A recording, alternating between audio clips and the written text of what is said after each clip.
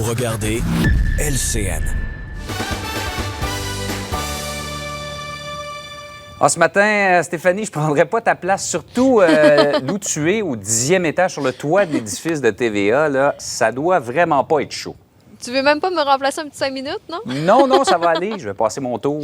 On a un risque d'engelure là, sur l'ensemble de la province parce que toutes les régions égouttent. Donc, ce matin, en général, c'est entre moins 35 et moins 30 ressentis. Par contre, on a des avertissements de froid extrême qui avaient été émis par Environnement Canada pour les secteurs un peu plus au nord, mais ça inclut le Saguenay-Lac-Saint-Jean, ça inclut Sept-Îles-Port-Cartier, la Basse-Côte-Nord et, comme je vous disais, un peu plus au nord parce que là, c'est entre moins 38 et moins 40 ressentis. Et Fermont, bien, ça va jusqu'à du moins 48 là, avec les vents ce matin. Donc, vous aurez compris que pour tout le monde, on s'habille chaudement, surtout si on travaille à l'extérieur.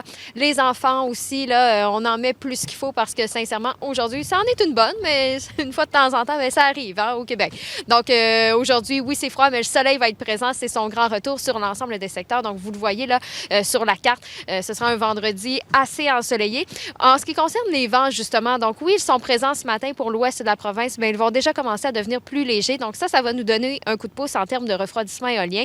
Pour les secteurs du sud-ouest, on a du 20 km/h ce matin, mais ça va devenir plus léger en après-midi. Autre bonne nouvelle.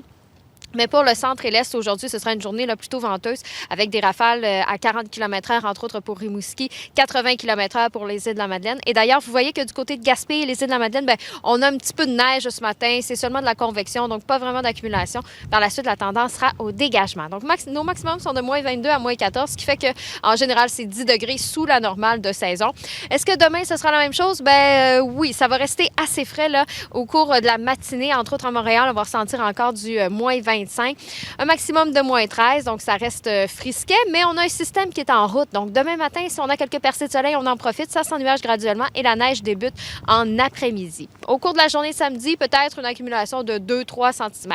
Le plus gros tombe dans la nuit de samedi à dimanche. Une bonne dizaine de centimètres va avoir tombé quand on va se réveiller dimanche matin. Et dimanche, justement, on va ajouter peut-être 2 cm, là, mais regardez au niveau des températures, on va aller chercher un maximum de moins 6. Ce sera beaucoup plus confortable. C'est la journée parfaite là, pour aller jouer à l'extérieur. Par la suite, eh bien, à compter de dimanche soir, ça va commencer à se dégager. On aura une belle séquence de beau temps là, pour la semaine prochaine. Québec, demain, donc, ça va rester assez froid aussi. Donc, on va ressentir toujours moins 34 au réveil. Le soleil va être présent. Belle journée en vue. Il y aura seulement plus de nuages en après-midi demain.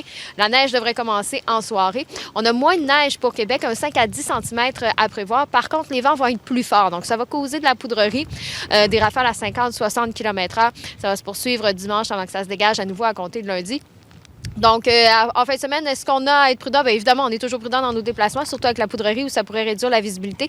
Mais au moins, ce sera vraiment là, un vrai week-end d'hiver où on s'habille chaudement et on peut aller à l'extérieur sans problème. Merci, Stéphanie. À tantôt. À tantôt.